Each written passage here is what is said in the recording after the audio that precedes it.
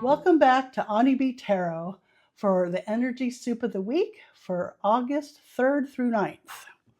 First, we'll be exploring the transits in the skies and the heavens above and pulling a card as a collective card to represent the energy soup that we are all swimming in. And then we'll go on to the elemental readings of the fire, earth, air, and water. And those will be different videos. So for each of those videos, the transits and the collective card will be the same. So I will timestamp it so that you can watch and go and skip that part. So for this week's transits, I'd like to talk about Black Moon Lilith and the Galactic Center conjunct opposite Mars and Ceres in Gemini. This transit will be happening during next week's eclipse, and I thought it was significant in wanting to discuss it before the big eclipse next week. So Black Moon Lilith conjunct the Galactic Center happens at 27 degrees of Sagittarius, which is where the Galactic Center is. She will be within 1 degree of orb of that Galactic Center between August 8th and August 27th. Black Moon Lilith is a point in space where the moon's orbit is the farthest away from the Earth, and thus she is considered the feminine archetype of the outcast. In our historic story, she was the first wife of Adam, banished from Eden for having the audacity to refuse to be dominated and saying no to inequality. She represents the part of us that is unaccepted by society as being too much. In Sagittarius, where the Galactic Center is, she adventures forth into empowerment, independence, and reclaiming the true self. In the lower vibration of that Sagittarian expression, she leans so hard into learning and experiencing and seeing what's over that next hill that it can spill over into escapism and avoidance of the present moment. She can have no filter, blunt opinions, and appearing preachy, so nobody wants to hear it. She can give everything a deeper meaning that only she can see. And it's just a regular event to most everybody. And so, sometimes a cigar is just a cigar. In her higher vibration within Sagittarius, she uses that fierce independence and courage to challenge oppressive systems. She asserts autonomy, self-determination, and the right to personal and spiritual freedom.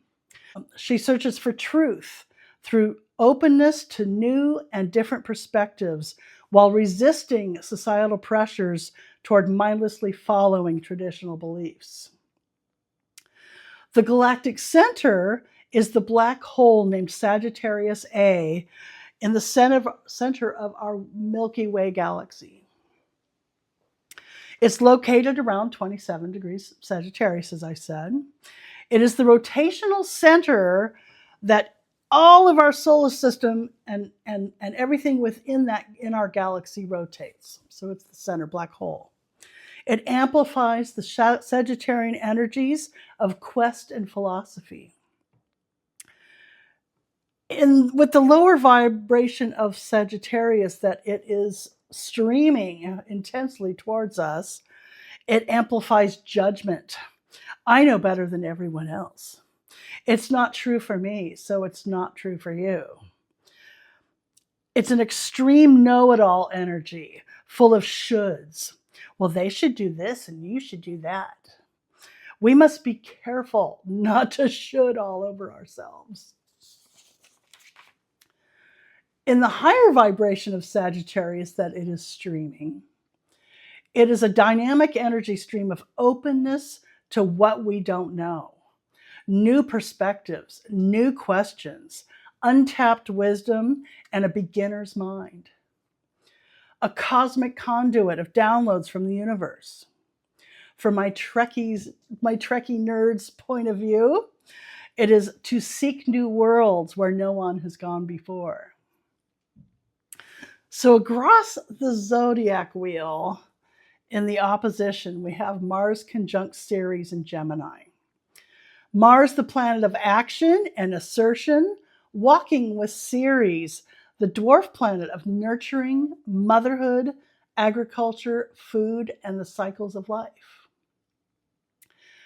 This conjunction in its lower vibe presents assertiveness clashing with empathy, leading to being too overbearing. It can be miscommunication through unpredictable pivoting that others can't keep up with. In its higher vibration, it can give confident communication and effective nurturing instinct, adaptability, articulating the needs of self and others, situation-based flexibility in caregiving.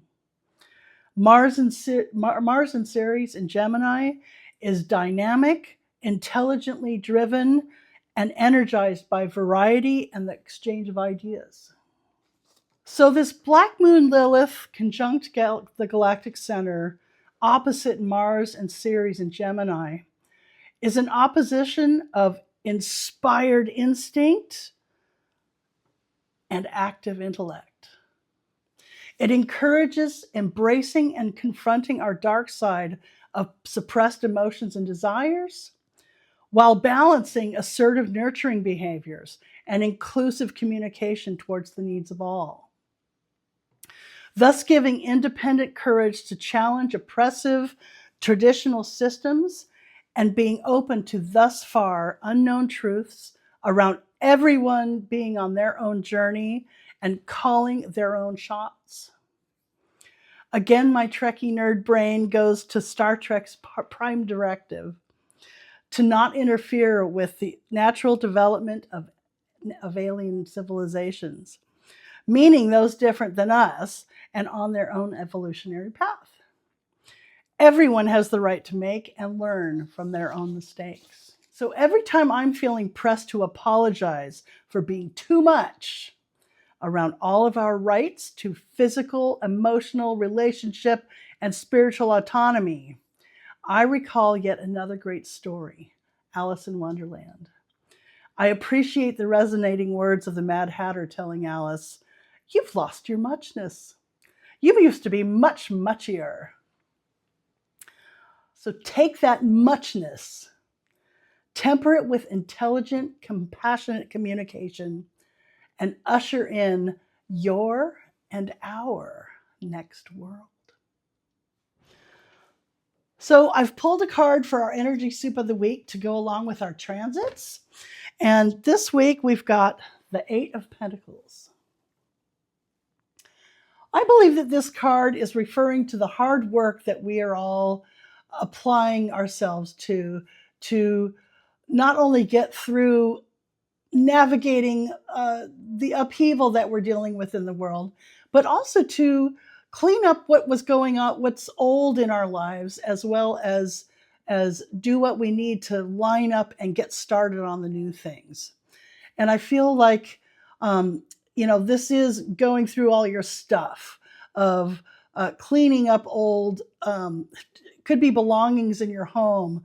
It could be cleaning out your phone. It could be going through old files and paperwork. It could be dealing with relationships that are just taking your energy away, and learning how to not give your energy away to things that are not really helping you grow forward. I also feel like this has a lot to do with doing the work of learning the new things that you need to learn to gain the skills to start the new projects, job, relationship, moving to a new place, whatever it is for you. Starting something new, there's always having to learn something different. And so I think this has a lot to do with doing those things of doing the studying, doing the investigation, just doing it for the first time and starting to practice. And so I also feel like, we were talking about the whole thing of our muchness. And I feel like this is about really looking at how do we take that wonderful energies and skills and talents that we came here with, and really learn to apply those in a way that it goes towards our growth instead of overwhelming and having us shoot ourselves in the foot. And that takes investigation and really looking inward to what are the processes going on inward, as well as what's the evidence of those behaviors, those all that stuff out in the world, and what is it reflecting back to us. So there's our energy soup card of the week. Okay, water signs: Cancer, Scorpio, and Pisces. So we're going to do the 3 gifts cards again this week. And we're going to start off with the middle card, which is the gift of where we are right now. And so this will be represented by the Gilded Tarot by Ciro Marchetti. So we have got the Ace of Wands. So we have the gift of a new beginning. We have new projects, new excitement of things, of being really inspired by something and to get something going, of being fired up about something. And so this is a beautiful thing. I love seeing this. I love seeing this. Okay, so this card is representing the gift of what's coming in, the energy's flowing in. Universe is always setting things up in the pipeline for us based on the frequencies that we're putting out right now, and then also the actions that we took in the past, and also on how we feel about and what we think about that past. That's all part of what goes forward and brings things in. And so this will be represented by the Rock and Roll Tarot by Vickie, Verlie. These are great beginner cards, by the way. They have keywords in them. Highly recommend. And so we're going to pull this one. And we've got the Knight of Wands reversed. So I feel like this energy coming in is really fired up, and there could be, this could be angry energy or just so fired up that it has a tendency to run a little roughshod over people. So this could be young people coming in, or people that are just, this could be yourself, of just feeling fired up and being kind of out of balance with that energy. It's a really fast energy, and it's kind of jumping in and not thinking about what's going on first. And like I said, it can be an energy that runs roughshod over a situation or other people, and so we'll explore this further. Let's see how this goes. I kind of feel like it could be that we're inspired and fired up about something now, but later on it may gain momentum that we were not anticipating. So yeah, let's explore this a little bit more. So this card is representing the energy that is wanting to flow away. The gift there is that it's a gift out to somebody else, the greater good, or to yourself in forgiving something that needs to be let go. Let go without judgment, anger, sadness, resentment, attachment. Sometimes it's just something that has lived its useful life and it's ready to move on. So this is represented by the Pulp Tarot by Todd Alcott. So we've got the King of Swords.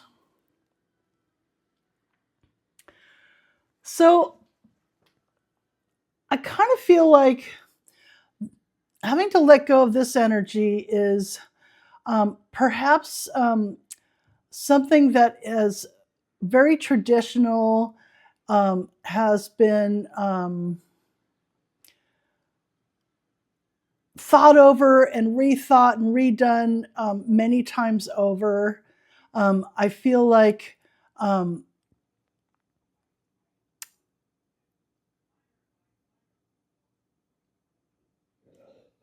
these are truths that need to come out. The King of Swords is about bringing out the truth and thinking things through. He's a master strategist, and so I feel like maybe this is about, rather than letting it go away from us, that this is part of the gift that we can bring to give to others and to give to the great collective. And so with this energy, the fire energy, it's kind of a jump in before you think. And I feel like this card is calling us to do the thinking from a mature place and being able to create a strategy around what is being developed and inspired for right now. And that's going to give a lot of balance. We're going into the nodalities of air and water, or excuse me, air and fire, with these eclipses that are coming in. And so there's going to be a lot of change with those elemental energies. And so I think it's really important to balance that charisma, that urge to action, that shoot from the hip, instantaneous wanting to act, with that cool and calculated observation and strategy to be able to really be effective. And I feel like that's part of what's going on with this coming in, is that without that strategy and without things being thought through, this can also be having leadership that puts out that those thoughts and those communications. So whether that's you as a water sign being part of that process, and putting out whatever thoughts you have on making intelligent choices towards whatever this inspired action is that is so exciting. I think that would really help, because this isn't here yet. And it's coming in based on what we're putting out. And so I feel like if we are just throwing away and not listening to the voice of reason from experience and study and fact, that we're going to have these guys come. We're going to have things get roughshod over, even though it was inspired by something wonderful in the beginning.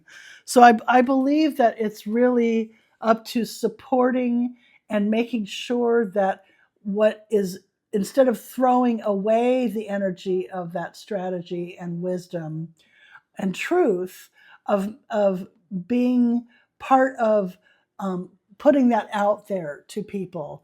And I feel like that is going to help this energy that is so kind of wild. I feel like this is kind of a herding cats kind of energy of everybody's fired up and excited and maybe angry and just running around on their own. Whereas with a little strategy and like, let's base this inspiration in what's really true and put a little plan into action, and therefore it'll come around. And now we've got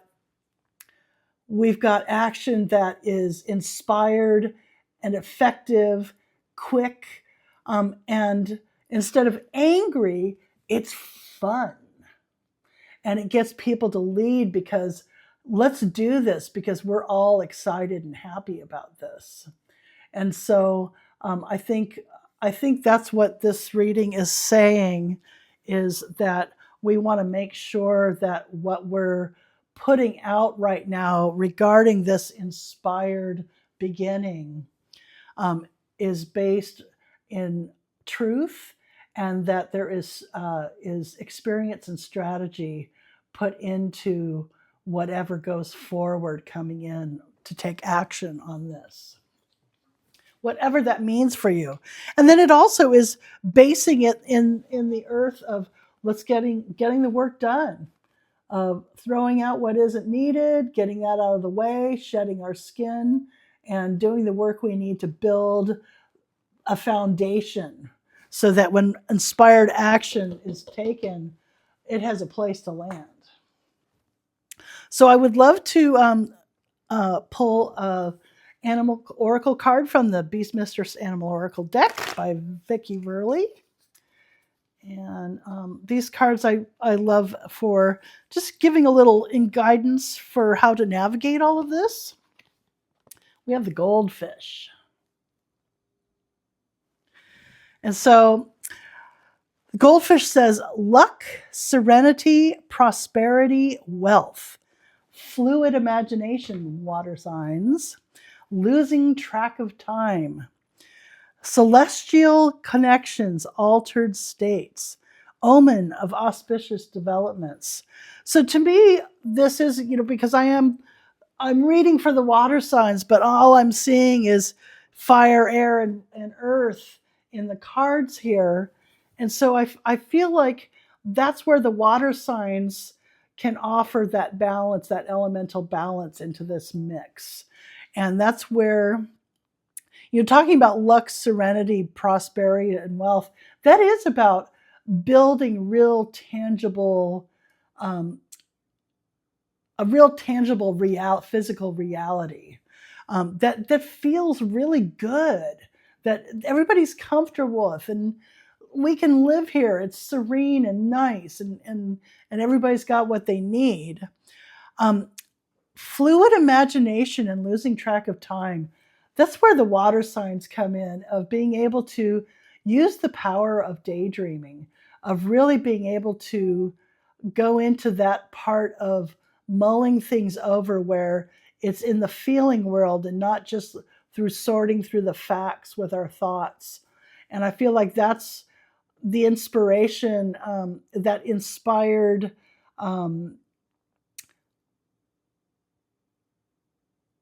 quality that can be perhaps conveyed to the people that do have the experience of being the strategist, of being able to put that feeling realm into that part of the strategy.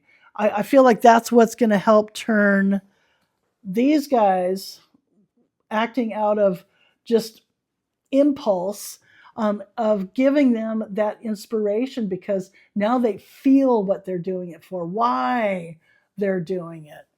And now they have a strategy of how to do it and work together and be more cohesive.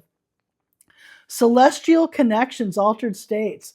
And so, altered states, that could be, from whatever you like, to just being able to pull yourself out of your everyday reality for a minute, and through meditation, or going swimming, or doing whatever, being in the garden, doing whatever it is that takes you out of your day-to-day grind.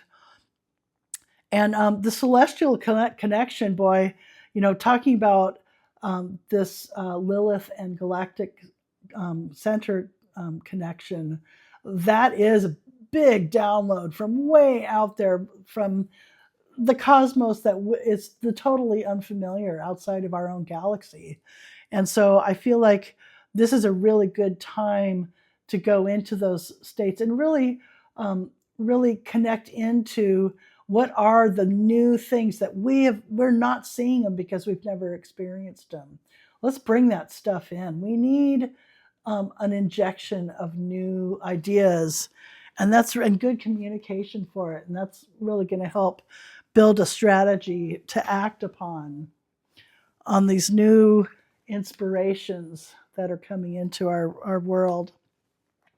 Omen of auspicious developments. And I think that's great. I'm really finding that all of the readings this week have had that element of anticipation of things being really good. And I think we can't say, oh, okay, tomorrow we're going to wake up and everything's better. But I feel like it gives a sense of there's a reason why all that we're going through now is happening, so that things can really make a change after it has felt like they have not changed in so long. And I find that really inspiring. And so I've got one more card for you. It's from the Flower Petals deck by Cheralyn Darcey. And these are just cute little sayings from the flowers. I'm a gardener and a farmer, and I appreciate the plants. And so we have Frangipani, which is the plumeria. The plumeria is the classic flower put into leis in Hawaii. They smell delightful. You are truly beautiful on the inside and the outside.